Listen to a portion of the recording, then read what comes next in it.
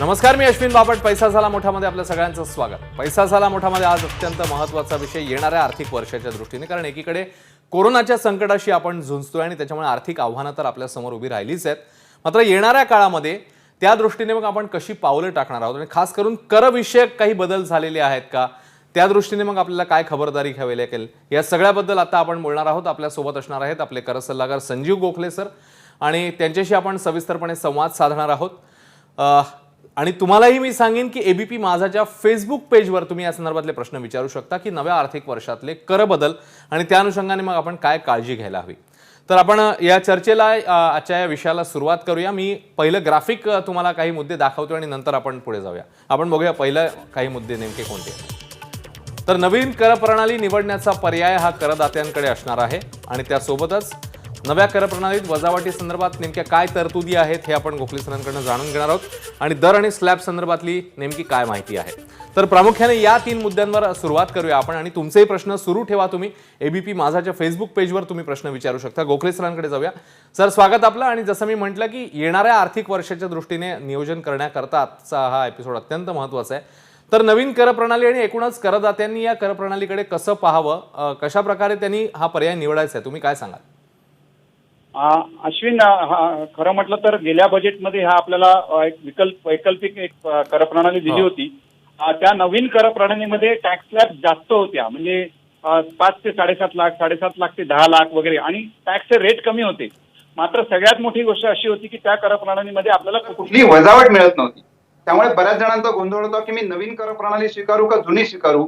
आता आपण जुलैला किंवा ऑगस्टला जेव्हा हे रिटर्न फाईल करणार आहोत तेव्हा आपल्याला रिटर्न फाईल करायच्या आधी ही कर प्रणाली स्वीकारायची आहे. साधारण असं लक्षात घ्या की ज्यांनी कर बचत गुंतवणूक गेल्या वर्षभरात केलेली आहे आणि अनेक वर्ष करतायत, गृह कर्जाचे व्याज असेल त्याचा फायदा घेत आहेत, नॅशनल पेन्शन स्कीम मध्ये गुंतवणूक करतायत, अशा सर्व करदात्यांना जुनीच कर प्रणाली जास्त फायदेशीर आहे असं आपण वेळोवेळी आधीच्या कार्यक्रमात सांगितलेलं आहे. पण प्रत्यक्ष मात्र हे जेव्हा रिटर्न फाईल करू तेव्हा आपल्याला पर्याय स्वीकारायचे साधारण जुलैच्या आसपास. आता साधारण करदात्यांनी ही नवीन कर प्रणाली लागू झालेली आहे, ती आपल्याला फायदेशीर आहे का नाही ह्याचा साधारण विचार करावा आणि त्या दृष्टीने पावलं उचलावीत. म्हणजे आपलं करदायित्व किती येऊ शकतं जुन्या आणि नवीन कर प्रणालीमध्ये हे आधी काढावं आणि त्याप्रमाणे प्रत्यक्ष रिटर्न फाईल करायच्या वेळी ही कुठली कर प्रणाली आपल्याला जास्त फायदेशीर आहे त्याप्रमाणे आपल्याला पर्याय स्वीकारायला लागेल. मात्र हे एप्रिल पासून आता येणारं जे वर्ष आहे, हे येणारं आता जो जुलैमध्ये रिटर्न भरायचं आहे तेव्हाही कर प्रणाली स्वीकारण्याचा पर्याय आहे. म्हणजे आपल्याला सर्वप्रथम हे निश्चित करायला लागेल की आपण कुठली कर प्रणाली स्वीकारायची आणि त्याप्रमाणे आपल्याला पुढे जायला लागेल. बर, हे झालं कर प्रणाली संदर्भातलं. पण आता पीएफ बद्दलचा एक अत्यंत महत्त्वाचा मुद्दा आहे, तर तो आम्हाला तुमच्याकडनं जाणून घ्यायचा आहे की पीएफ वरचं व्याज आणि त्या अनुषंगाने असलेल्या तरतुदी, प्रोव्हिजन्स, त्याबद्दल काय सांगा? अश्विन, खरोखरच या आता जे फेब्रुवारी 2021 ला जे बजेट आलं त्या बजेटमध्ये एक महत्वाचा बदल असा झाला की प्रॉव्हिडंट फंडावरचं जे एम्प्लॉयर जो कॉन्ट्रीब्युट करत असेल तर त्याच्या रकमेवर आणि एम्प्लॉई पण कॉन्ट्रीब्युट करतो, अशा वेळी एम्प्लॉईच्या रकमेवर जे व्याज जमा होतं ते जमा होणारं व्याज इतके वर्ष पूर्णपणे करमुक्त होतं. म्हणजे असं बघ की जेव्हा माणूस रिटायर होतो तेव्हा त्याला एम्प्लॉईच्या स्वतःच्या कॉन्ट्रीब्युशनचं व्याज आणि एम्प्लॉयरने केलेल्या रकमेवरचं पण व्याज, अशी एकत्रित बरीच मोठी रक्कम प्रॉव्हिडंट फंडाची मिळत असते. ही पूर्ण रक्कम करमुक्त होती. मात्र या बजेटमध्ये असा बदल झालाय की 2.5 लाखाच्या वर जर एम्प्लॉईनी कॉन्ट्रीब्युट केलं अशा वेळी त्या एम्प्लॉईच्या स्वतःच्या 2.5 लाखावरच्या कॉन्ट्रीब्युशनवरचं जे व्याज त्याला मिळणार आहे ते करप्राप्त असेल किंवा करपात्र असेल. त्यामुळे साहजिकच साधारण महिना 20 ते 22 हजाराच्या वर जर तुमचं प्रॉव्हिडंट फंड कॉन्ट्रीब्युशन जर असू शकेल तर अशा वेळी वरच्या रकमेवरच्या व्याजावर कर लागू शकेल. अर्थात नंतर त्याच्यात एक अशी सुधारणा अशी आली की ज्यांचा एम्प्लॉयर हे कॉन्ट्रीब्युशन करत नाही, म्हणजे नॉन कॉन्ट्रीब्युटरी प्रॉव्हिडंट फंड आहे की जिथे फक्त एम्प्लॉईज कॉन्ट्रीब्युट करतो, अशा प्रॉव्हिडंट फंडासाठी शक्यतो माझ्या मते गव्हर्नमेंटमध्ये अशा स्कीम्स आहेत की फक्त एम्प्लॉई कॉन्ट्रीब्युट करतो. अशा स्कीमसाठी ही जी मर्यादा 2.5 लाखाची होती ती 5 लाख झाली. मी उदाहरण देतो, समजा मी प्रायव्हेट एम्प्लॉई आहे आणि माझं प्रॉव्हिडंट फंडाचं माझं कॉन्ट्रीब्युशन एकंदरीत वर्षाचं 3 लाख रुपये आहे. अशा वेळी ते 2.5 लाखाच्या वर जात आहे. अशा वेळी 50,000 वरचं जे माझं कॉन्ट्रीब्युशन आहे त्या 50,000वर मला जे व्याज मिळणार आहे ते व्याज मला माझं उत्पन्न म्हणून दाखवायला लागेल. इतके वर्ष ते करमुक्त होतं, म्हणजे हातात जरी पडत नसेल तरी ते करमुक्त होतं. आता मात्र या व्याजावर मला कर भरायला लागणार आहे. त्यामुळे एम्प्लॉईनी आपलं कॉन्ट्रीब्युशन 2.5 लाखाच्या खाली ठेवावे अन्यथा 2.5 लाखाच्या वरच्या कॉन्ट्रीब्युशनवर त्यांना त्याच्या व्याजावर कर भरायची मानसिक तयारी ठेवावी. हेच जर त्यांचा एम्प्लॉयर प्रॉव्हिडंट फंड मध्ये कॉन्ट्रीब्युशन करत नसेल तर त्यांना ही लिमिट 5 लाखाची आहे. म्हणजे 5 लाखाच्या वरचं जर त्यांचं कॉन्ट्रीब्युशन गेलं तर त्याच्याच कॉन्ट्रीब्युशनवर मिळणाऱ्या व्याजावर त्यांना कर भरायला लागेल. पण ही अत्यंत महत्वाची अशी ही तरतूद आता 1 एप्रिल पासून जे वर्ष सुरू झालंय त्यात लागू होईल. त्याच्यावरचा प्रत्यक्ष कर कधी भरायचा, तो कसा कॅल्क्युलेट करायचा याविषयीचं नोटिफिकेशन अजून यायचंय. परंतु सर्वसाधारण जे एम्प्लॉईज आहेत, पगारदार नोकर मंडळी आहेत, त्यांनी आपलं प्रॉव्हिडंट फंड कॉन्ट्रीब्युशन तपासून घेणं आणि त्याप्रमाणे ते वाढवायचं असेल समजा त्यांना तर वाढवायच्या आधी त्याच्यावरच्या व्याजावर आपल्याला आता कर भरायला लागणार आहे याची तयारी मानसिक ठेवणं आवश्यक आहे. गोखले सर, पुढच्या मुद्द्याकडे जाण्याआधी मला तुम्हाला विचारायचं आहे की गेल्या पिरियडमध्ये या सगळ्या कोरोनाच्या काळामध्ये आपल्याला रिटर्न फाईल करण्याची मुदत जी आहे ती पुढे ढकलण्यात आली होती. काही दृष्टीने थोडीशी सवलत मिळाली होती वेळेच्या अनुषंगाने. तर अजूनही आता कोरोना आहे, पुन्हा एकदा किंबहुना दुसरी लाट आपल्याकडे बघायला मिळते. येणाऱ्या काळामध्ये तुम्ही अशा काही गोष्टींबद्दल काही प्रेडिक्ट करू शकता की अजूनही काही आपल्याला मुदत मिळू शकते येणाऱ्या फायनान्शियल इयरसाठी, किंवा आत्ताच बोलणं घाईचं ठरेल? परंतु एकंदरीत आपण गेल्या काही दिवसात काही महिन्यात असं बघितलं की जे केंद्रीय आपलं वित्त मंत्रालय आहे त्यांचा एकंदरीतच सूर असा दिसतो की आपल्याला आता कोरोना बरोबर जगायला शिकायला पाहिजे. बरोबर. आणि त्यामुळे त्यांनी 10 जानेवारी पर्यंत गेल्या वर्षीसाठी तारीख वाढवलेली ती पुढे वाढवली नाही. इव्हन काही लोक कोर्टात गेले पण कोर्टाने त्यांना तसा दिलासा दिला नाही आणि सरकारने मात्र त्यानंतर जे रिटर्न जे फाईल करत होते मार्च पर्यंत त्यांना 10,000ची लेट फी त्यांना लागू केली. त्यामुळे मला अक्षरशः आता या क्षणी सांगणं कठीण आहे की आपली जी 31 जुलैची आता तारीख आहे किंवा त्याच्यानंतरही या वेगळ्या तारखा आहेत त्याच्यामध्ये वाढ होईल का. कदाचित ती वाढ होणार नाही किंवा अगदी झाली तरी अगदी थोडीशी म्हणजे 10 ते 15 दिवस किंवा एकदा महिन्याभराची होईल. मला वाटतं आता आपण एप्रिलमध्ये आहोत, जरी या कोरोनाच्या लाटेत असलो तरी बऱ्याचशा गोष्टी आपण आतापासूनच त्याची तयारी सुरू करून आपल्याला 31 जुलैच्या आधी रिटर्न फाईल करायचा या हिशोबानेच आपण आता तयारी लावूया आणि त्या दृष्टीने हा आपण आज कार्यक्रम करतोय. या सर्व महत्वाच्या मुद्द्यावर आपण आपल्याला कुठलीही डेट वाढवून मिळणार नाही यावर्षी अशा हिशोबानेच आपल्याला हे काम करणं क्रमप्राप्त राहील. खरंय.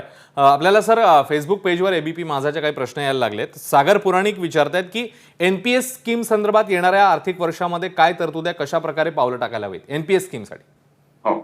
नॅशनल पेन्शन स्कीम मध्ये जर तुमचा एम्प्लॉयर कॉन्ट्रीब्युट करत असेल तर त्या संपूर्ण रकमेची वजावट तुम्हाला मिळते. त्यामुळे तो तुम्हाला उत्पन्नात ऍड होतच नाही. बरोबर. मात्र एम्प्लॉई जे कॉन्ट्रीब्युट करतो, तुम्ही स्वतः जे कॉन्ट्रीब्युट करतात त्याच्यासाठी तुम्हाला अतिरिक्त 50,000ची वजावट कलम 80 CCD मध्ये मिळते. म्हणजे सेक्शन 80C मधल्या ज्या 1.5 लाखाच्या वजावटी आहेत त्या मिळतातच. पण ही अतिरिक्त 50,000ची वजावट तुम्हाला एनपीएस मध्ये मिळत असल्यामुळे एकूण 2 लाखापर्यंतची वजावट तुमच्या एकंदर ग्रॉस इन्कम मधून तुम्हाला वजा करता येते. मला वाटतं हा एनपीएस हा सगळ्यात मोठा फायदा आहे. कारण तुम्ही प्रॉव्हिडंट फंड, LIC वगैरे तुम्ही ज्या गुंतवणूक करता त्याची मर्यादा 1.5 लाखच आहे. त्या 1.5 लाखाच्या वर उत्पन्न जर गुंतवणूक केल्यास तुम्हाला फायदा होत नाही. मात्र एनपीएस मध्ये जर पैसे टाकले तर तुम्हाला 50,000ची अतिरिक्त वजावट मिळते. मला वाटतं प्रत्येक करदात्यांनी आपलं स्वतःचं एनपीएस अकाउंट उघडावं. कारण ही रिटायरमेंटसाठी तुम्ही तरतूद करताय, त्याचा नुसता कर बचत हा एकच उद्देश नसून दीर्घकालीन गुंतवणूक तुमची होते आणि तुमच्या रिटायरमेंट नंतर तुम्हाला पेन्शन मिळू शकतं किंवा 60% रक्कम तुम्हाला विड्रॉ करता येते आणि ती पूर्ण रक्कम करमुक्त आहे. आणि त्यामुळे एनपीएस ही जी करबचत गुंतवणूक जरी असली तरी एकंदरीतच रिटायरमेंट बेनिफिट या दृष्टीने तिच्याकडे पाहिलं पाहिजे. खरंय. आपल्याला आणखी काही मुद्दे इकडे विचारले जात आहेत ज्याच्यामध्ये नॅशनल पेन्शन स्कीम संदर्भात सातत्याने प्रश्न 2 ते 3 प्रश्न आहेत पण त्याचं आपण उत्तर दिलेलं आहे. एक प्रश्न अभय कुमार असं विचारतायत की पगारदारांना नवीन कर मर्यादेनुसार गुंतवणूक करण्यासाठी प्रोत्साहन नाहीये, मग त्या स्थितीत त्यांनी काय करावं नेमकं? मुळात पगारदारांना या दृष्टीने एनकरेजमेंट मिळण्यासाठी किंवा त्यांनी ती शोधण्यासाठी नेमके काय पावलं टाकावीत, काय सांगाल तुम्ही? मला वाटतं खूप चांगला प्रश्न त्यांनी विचारलाय. कसं आहे की नवीन कर प्रणालीची जी एकंदर रचना अशी आहे की तुमच्या करपात्र उत्पन्नातनं तुम्ही टॅक्स भरा, थोडा कमी भरा आणि उरलेली रक्कम तुम्ही तुमच्या मनाप्रमाणे ती खर्च करा किंवा ती गुंतवणूक करा, काही करा. पूर्वीची जी कर प्रणाली आहे त्याच्यामध्ये असं आहे की तुम्ही गुंतवणूक केली तर तुमचा कर वाचेल, फार मोठी उत्तेजना त्याच्यात होती. आणि अशा पद्धतीने मी माझ्या करिअरमध्ये बघितलं की अनेक लोक केवळ कर वाचतोय म्हणून गुंतवणूक करत होते वर्षानुवर्ष आणि तेच पैसे त्यांना नंतर त्यांच्या रिटायरमेंट नंतर त्याच्या कामी येत होते.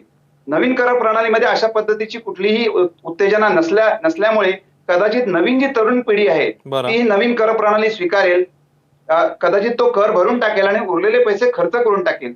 याच्यासाठी सर्वात उत्तम म्हणजे आपण पहिल्याच दिवशीपासून आपण वेळोवेळी हे गुंतवणुकीवरचे कार्यक्रम आपले निखिल नाईक सर आपल्याला सांगतात की सुरुवातीला तुम्ही तुमचं उत्पन्नातनं तुमची गुंतवणूक किती तुम्हाला लागणार आहे वेगवेगळ्या आयुष्यातल्या टप्प्यांसाठी ते आधी निश्चित करा. बरोबर. समजा मला 10,000 रुपये मिळतात, त्यातले 4,000 रुपये मला गुंतवणूक करणं आवश्यक आहे माझ्या आयुष्यातल्या येणाऱ्या टप्प्यामध्ये लागणाऱ्या खर्चासाठी, तर ती मी आधी करावी आणि उरलेल्या 6,000 माझं मी घर चालवावं. अशा पद्धतीची मानसिकता प्रत्येक भारतीयाला करणं आवश्यक आहे, कारण आपल्याकडे कुठलीही सोशल सिक्युरिटी नाही. आपला खर्च आणि आपली जबाबदारी आपल्यावर स्वतःवरच आहे. आणि अशा वेळी प्रत्येकाने गुंतवणूक ती करदात्व त्यातला करबचत होत असेल किंवा नसेल, गुंतवणुकीची सवय लावून घेणं आवश्यक असतं. करबचत होत असेल जर जुन्या कर प्रणालीमध्ये तर त्याला म्हणतो आपण सोन्याहून पिळो किंवा त्याला एक मधाचं बोट असं आपण म्हणू शकतो. परंतु गुंतवणूक ही प्रत्येकाच्या दृष्टीने येणाऱ्या काळासाठी तरतूद करण्यासाठी अत्यंत आवश्यक आहे, त्याचा प्रत्येकाने विचार करावा. खरंय. इकडे एक छोटासा ब्रेक घेऊया आपण आणि गोखले सरांसोबत ही चर्चा सुरू ठेवणार आहोत. अनेक आपल्याला प्रश्न विचारतायत मंडळी, प्रामुख्याने एनपीएस अकाउंट नेमकं कुठे उघडावं, त्याच्यानंतर आणखी काही मुद्द्यांबद्दल उहापोह इकडे केला जातोय. अगदी एक छोटासा ब्रेक घेऊया आणि सिनियर सिटीजन बद्दल देखील आपल्याला विचारायचं आहे, कारण 75 वर्षांवरील करदात्यांसंदर्भात एक प्रोव्हिजन आलेली होती. मग त्या अनुषंगाने काय पावलं टाकली जाऊ शकतात आपण विचारणार आहोत गोखले सरांना. एक छोटासा ब्रेक घेऊया. पैसा झाला मोठामध्ये लगेच परत येतोय. पाहता एबीपी माझा. आपण बघताय पैसा झाला मोठा एबीपी माझावर. आजचा आपला विषय सुरू आहे. नव्या आर्थिक वर्षामध्ये काही करविषयक बदल झालेले आहेत का, तर ते कोणते आहेत आपल्याला गोखले सर सांगतात. आणि त्यासोबतच तुमचे काही प्रश्न देखील आम्ही घेतोय येणाऱ्या या आर्थिक वर्षाच्या संदर्भातले. आणि फेसबुक पेजवर अनेक प्रश्न खरं म्हणजे येतात, प्रामुख्याने प्रातिनिधिक प्रश्न, जसं मी म्हटलं की एनपीएस बद्दल आणि अन्य गोष्टी देखील आहेत. तर त्याच्यामधले आपण काही निवडक प्रश्न घेणार आहोत. आता यज्ञकांत नेरकर आपल्यासोबत आहेत. गोखले सर, यज्ञकांत असं विचारतायत की नवीन घराची स्टॅम्प ड्युटी ज्याला येणाऱ्या काळामध्ये करात सूट मिळू शकते का? हो, निश्चितच. जर नवीन घर आपण घेत असू आणि स्टॅम्प ड्युटी भरत असू तर कलम 80C मध्ये जे 1.5 लाखाची आपल्याला मर्यादा आहे त्यातले ती स्टॅम्प ड्युटी आपण धरू शकतो. अर्थात त्याच्यासाठी तुमचं एटीसीच्या इतर जर गुंतवणुकी झाल्या असतील तर त्या स्टॅम्प ड्युटीचा फारसा फायदा नाही. मात्र ज्या झाल्या नसतील तर स्टॅम्प ड्युटी आपण निश्चितच जी भरतोय ती त्या एटीसीच्या 1.5 लाखामध्ये त्याचा अंतर्भाव करू शकतो. बरं. अश्विनी प्रभू यांचा असा प्रश्न आहे की इक्विटी शेअर्स आणि म्युच्युअल फंडच्या डिव्हिडंडच्या टीडीएस बद्दल रिटर्नसाठी माहिती कधी नेमकी गोळा करावी आणि त्याची प्रोसिजर काय? नॉर्मली ह्या वर्षात म्युच्युअल फंड आणि इक्विटी शेअरवरचे जे लाभांश किंवा डिव्हिडंड मिळालंय ते करपात्र आहे. आणि 5,000 रुपयाच्या वर जर तुमचं डिव्हिडंड गेलं असेल एखाद्या कंपनीकडनं तर अशा कंपनीनी टॅक्स मुळातून कापला गेला असेल, टीडीएस झाला असेल. काही वेळेला मला असंही काही जणांनी असं सांगितलंय की आमचं 5,000चं डिव्हिडंड नसताना सुद्धा आमचा टीडीएस झालेला आहे. शक्य आहे असं कदाचित झालं असेल. अशा वेळी आपल्याला काही काळजी करायची गरज नाही. आपल्याला शक्यतो फॉर्म 26A हा आपल्या वेबसाईटवर तो दिसतो, त्याच्यावर आपला जो टीडीएस कापला गेलाय तो आपल्याला दिसत असतो की कुठल्या कंपनीने किती टीडीएस कापला गेलाय आणि किती डिव्हिडंड दिलाय. मला वाटतं तो फॉर्म बघून त्या फॉर्मवरनं आपल्याला आपलं डिव्हिडंड किती मिळालं हे आपण पडताळून पाहायचंय आणि तो विवरणपत्र भरताना तो टीडीएस क्लेम करायचा आहे जर आपल्याला परतावा मागायचा असेल तर. त्यामुळे फॉर्म 26A हा सगळ्यात उत्तम मार्ग आहे आपल्या डिव्हिडंड वरचा टीडीएस शोधण्याचा. बरं. 2 प्रश्न आता आपण कर प्रणालीबद्दल बोललो त्याच्याबद्दल आहेत. राजेंद्र थोरात आणि परशुराम असं विचारतायत की नवीन कर प्रणाली स्वीकारली तर ती कायम ठेवावी लागते का, जुनी प्रणाली पण घेता येते, चेंज करू शकता का तुम्ही? हो, नक्कीच. जर तुम्ही तुमचं उत्पन्न व्यावसायिक उत्पन्न नसेल म्हणजे इन्कम फ्रॉम बिझनेस नसेल, पगार किंवा इतर स्रोतातनं उत्पन्न असेल तर तुम्हाला दरवर्षी कर प्रणाली कुठली हवी आहे, जुनी का हवी आहे तुम्ही ठरवू शकता. मात्र जर बिझनेस इन्कम असेल तर यावर्षी तुम्ही जी कर प्रणाली स्वीकाराल ती तुम्हाला दरवर्षी स्वीकारायला लागेल. लक्षात घ्या, मी जर यावर्षी माझा बिझनेस इन्कम असेल आणि मी ही नवीन कर प्रणाली स्वीकारली तर मी पुढल्या वर्षी ती एकदा बदलू शकतो. म्हणजे पुढल्या वर्षी मी पुन्हा जुना कर प्रणालीत जाऊ शकतो, पण मग पुन्हा मला नवीन कर प्रणाली किंवा मला बदलता येणार नाही. त्यामुळे व्यावसायिक उत्पन्न नसलेल्यांना दरवर्षी आपलं उत्पन्नाचं एकंदर धाटणी बघून कर प्रणाली स्वीकारण्याचा अधिकार आहे आणि तसा तो ऑप्शन स्वीकारू शकतो. मयुरी चौधरी सोलापूरहून विचारतायत की ईपीएफ व्हीपीएफ मिळून एक्झेम्पशन 5 लाख एम्प्लॉईसाठी आहे का? प्रायव्हेट एम्प्लॉई बद्दल त्यांचा प्रश्न आहे. नाही, प्रायव्हेट एम्प्लॉईचं शक्यतो एम्प्लॉयर कॉन्ट्रीब्युट करत असतो. भले 1 रुपया जरी कॉन्ट्रीब्युट करत असेल तरी एम्प्लॉयर कॉन्ट्रीब्युशन असतं. ते किती असतं याला फारसं महत्व नाही. जर एम्प्लॉयरचं कॉन्ट्रीब्युशन असेल तर लिमिट हे 2.5 लाख आहे. 2.5 लाखाचं कॉन्ट्रीब्युशन हे तुमचं स्वतःचं झालं पाहिजे. म्हणजे एम्प्लॉई प्रॉव्हिडंट फंड ईपीएफ आणि व्हीपीएफ म्हणजे व्हॉलंटरी प्रॉव्हिडंट फंड याच्यामध्ये तुमचं कॉन्ट्रीब्युशन जर 2.5 लाखाच्या वर जात असेल तर जेवढी रक्कम तुम्ही जास्त 2.5 लाखाच्या वर टाकताय त्याच्यावर जे तुम्हाला व्याज मिळणार आहे ते व्याज तुमचं करपात्र होणार आहे. त्यामुळे तुम्ही प्रायव्हेट एम्प्लॉई असाल तर तुम्हाला लिमिट 2.5 लाख आहे आणि 2.5 लाखाच्या वर जर तुम्ही टाकत असाल तर त्याच्यावरच्या व्याजावर टॅक्स भरायची मनाची तयारी ठेवा. बरं आणखी एक प्रश्न सातत्याने येतोय. मगाशी एनपीएस बद्दल तुम्ही बोलला, तर 2-3 मंडळी विचारतात की एनपीएस अकाउंट नेमकं कसं काय हे करायचं, त्याचं उघडायचं कसं आणि त्याची प्रोसिजर मग काय, असा एक प्रश्न आहे. अश्विन, हा आपण करविषयक त्याचा कार्यक्रम आहे, पण अकाउंट हे तुम्हाला गुगल सर्च करून मिळू शकतं. बरं. माझ्या माध्यमामध्ये ऑनलाईन अकाउंट उघडता येतं, ते अतिशय सोपं असतं. आणि ऑनलाईन अकाउंट उघडल्यानंतर तुम्हाला एक नंबर मिळतो, तिथे तुम्ही कॉन्ट्रीब्युट करू शकता नेट बँकिंगच्या हिशोबाने. परंतु गुंतवणूक सल्लागार याविषयी जास्त सांगू शकतील, पण करविषयक मात्र निश्चितच मार्गदर्शन मी करू शकतो. बरं. दुसरा एक प्रश्न आपल्याला सातत्याने इकडे विचारला जातोय, तो म्हणजे एनपीएस अकाउंट फ्रीज झाला तर काय करावं आणि टायर 2 ला अप्लाय करू का, याबद्दल थोडी माहिती द्या. संतोष विचारतायत. मला मते मी टायर 2 बद्दल जास्त सांगेन, कारण टायर 2 अकाउंट ज्यांचं टायर 1 अकाउंट आहे, म्हणजे मगाच मी म्हटल्याप्रमाणे कॉन्ट्रीब्युशन दर महिन्याला किंवा दरवर्षी करतायत आणि त्याचा टॅक्स बेनिफिट घेत आहेत, अशांना जर काही त्यांच्याकडे सरप्लस पैसे असतील तर ते कुठे ठेवायचे हा नेहमी प्रश्न असतो. बँकेत ठेवले तर त्याच्या व्याजावर आपल्याला टॅक्स लागतो, शिवाय ते बँक सेफ आहे की नाही अशी मनात भीती असते. अशा वेळी सरप्लस पैसे ठेवायला टायर 2 अकाउंट तुम्ही टाकू शकता आणि कधी पैसे ठेवू शकता, कधी काढू शकता, त्याच्यावर गेल्या काही 2-4 वर्षात चांगल्या पद्धतीने व्याज मिळालेलं आहे. अर्थात ते भविष्यात राहील अशी खात्री नाही, पण तरी सुद्धा बँकेपेक्षा नक्कीच त्याच्या आसपास तुम्हाला व्याज मिळू शकतं. अर्थात टायर 2 अकाउंट असण्याकरता तुम्हाला पहिलं टायर 1 म्हणजे जे गुंतवणुकीचे जे अकाउंट आहे ते असणं आवश्यक आहे. आणि टायर 2 अकाउंट प्रत्येकाने उघडावं. आपल्याकडे जेव्हा जेव्हा आपल्याला पैसे आपल्याकडे उरतील तेव्हा ते टायर 2 अकाउंटला टाकावे, जेव्हा आपली गरज असेल तेव्हा ते परत काढावे. आणि एखाद्या सेव्हिंग बँक अकाउंट प्रमाणे एनपीएस टायर 2 अकाउंट वापरू शकता. केंद्रीय सरकारचे जर कर्मचारी असाल तर टायर 2 अकाउंट मध्ये टाकलेल्या पैशाचा तुम्हाला टॅक्स बेनिफिट कलम 80C मध्ये पण मिळतो आणि त्यामुळे तो तुम्हाला ऍडिशनल फायदा आहे. पण अदरवाईज सुद्धा कोणी एनपीएस अकाउंट धारकांनी आपलं टायर 2 अकाउंट ठेवावं, ज्याचा फायदा एखाद्या बँक अकाउंट प्रमाणे ते करू शकतात. बरं. विलास जाधव यांचा असा प्रश्न आहे की सेवानिवृत्तीनंतर मिळणारा पीएफ हा करपात्र आहे का? नाही, पूर्णपणे करमुक्त आहे. सेवानिवृत्तीनंतर जेव्हा प्रॉव्हिडंट फंड मिळतो त्याच्यामध्ये त्यांचं स्वतःचं कॉन्ट्रीब्युशन, एम्प्लॉयरचं कॉन्ट्रीब्युशन, त्याच्यावरचं जमा झालेलं एवढ्या वर्षाचं व्याज हे आतापर्यंत पूर्णपणे करमुक्त होतं. याच बजेटमध्ये फक्त मी म्हटल्याप्रमाणे 2.5 लाखाच्या वरचा व्याजावर कर लागेल. अर्थ तो कसा लागेल, कधी लागेल हे अजून नोटिफिकेशन येईल. परंतु आता सध्या जर तुम्ही रिटायर होत असाल किंवा येणाऱ्या काळात रिटायर होत असाल तर तुम्हाला मिळणाऱ्या प्रॉव्हिडंट फंडाच्या पूर्ण रकमेवर तुम्हाला कुठलाही कर लागणार.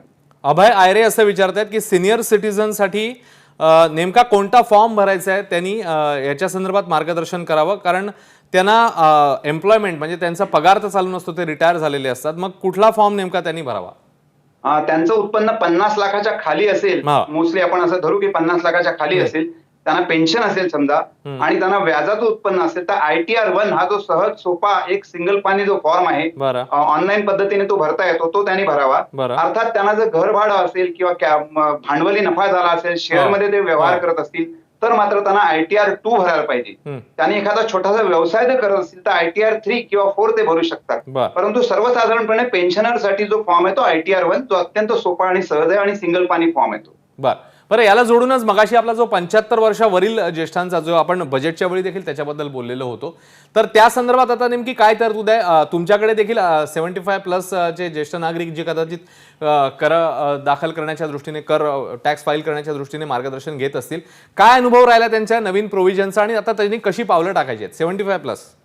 नाही अश्विन, काय आहे की 75च्या वर जे आहेत आणि ज्यांना पेन्शनचं उत्पन्न आहे आणि एकाच बँकेतनं त्या बँकेचं व्याज मिळत आहे, म्हणजे माझं एखादं बँकेमध्ये पेन्शन मिळत आहे मला आणि त्या बँकेतच माझं काही फिक्स डिपॉझिट आहे, सेव्हिंग अकाउंट आहे आणि मला त्याच्यातनं व्याज मिळत आहे. अशा वेळी मला रिटर्न भरायची गरज नाही जर मी 75 वर्ष किंवा त्याच्या वरचा नागरिक असेल तर. पण अशा वेळी मला बँकेत जाऊन माझ्या उत्पन्नावरचा जो कर आहे तो बँकेला कापून घ्यावा अशी रिक्वेस्ट करायला लागेल, तसा फॉर्म भरून द्यायला लागेल आणि असं बँकेने केल्यानंतर तसं प्रमाणपत्र मला घ्यायला लागेल आणि मग मी रिटर्न भरण्याची मला गरज नाही. माझ्यामध्ये जो 75च्या वरचा जो नागरिक आहे आणि अशा पद्धतीचं उत्पन्न मिळवतोय तो अशा पद्धतीने बँकेत जाऊन त्यांनी हे सगळं करण्यापेक्षा इन्कम टॅक्स रिटर्न ऑनलाईन पद्धतीने भरणं सोपं आहे. त्यामुळे माझ्या मते ही जी तरतूद आहे जेवढी क्लिष्ट आहे, त्यामुळे प्रत्यक्ष त्याचा जो फायदा आहे तो किती जणांना होईल ही शंका आहे. अजून सगळ्यात महत्वाचा मुद्दा म्हणजे बऱ्याच पेन्शनरना काही शेअर्स मधनं उत्पन्न असतं, डिव्हिडंडचं उत्पन्न असतं, अशा वेळी त्यांना ही योजना लागूच होणार नाही. त्यामुळे या योजनेचा खरोखर फायदा किती जण घेतील याबाबत माझ्या मनात संभ्रम आहे. सर, शेवटचा अगदी काही सेकंद आहेत आपल्याकडे, मला तुम्हाला विचारायचं आहे ज्योती यांचा प्रश्न. ATG अंतर्गत एनजीओला दिलेली देणगी रक्कम करपात्र उत्पन्नातनं वजा होणार की नाही याबद्दल थोडक्यात सांगा. अगदी नक्की अगदी तुम्ही ज्या ज्या वेळेला चॅरिटी करता, कुठलाही रजिस्टर्ड संस्थेला मदत करता, तेव्हा त्या रकमेच्या 50% रक्कम म्हणजे बरं. 10,000 जर डोनेशन दिलं असेल तर 5,000 रक्कम माझ्या करपात्र उत्पन्नातनं ठीक वजा आहे. होते, तेवढा माझा टॅक्स वाचतो. त्यामुळे निश्चितच डोनेशन करा, चॅरिटी करा आणि टॅक्स बचती करा. अत्यंत स्तुत्य उपक्रम आहे. खरंय. खूप खूप धन्यवाद गोखले सर. खरं म्हणजे अनेक प्रश्न येतात पण आपल्या कार्यक्रमाची वेळ संपलेली आहे इकडे, त्यामुळे इकडे थांबतोय आपण. तेव्हा येणाऱ्या आर्थिक वर्षामध्ये काही महत्त्वाचे बदल जे आता गोखले सरांनी सांगितले आणि त्यासोबतच तुमचेही काही प्रश्न आम्ही घेतले. फेसबुक पेजवर ज्या मंडळी सहभागी झालेली होती त्यांचे खूप खूप आभार. गोखले सरांना देखील मनपूर्वक धन्यवाद. येणाऱ्या काळामध्ये देखील टॅक्स विषयक आणखी काही एपिसोड आपण घेऊन येणारच आहोत. पैसा झाला मोठामध्ये आता इकडेच थांबतोय. एक छोटासा ब्रेक. ताज्या घडामोडींसाठी पाहत राहा एबीपी माझा.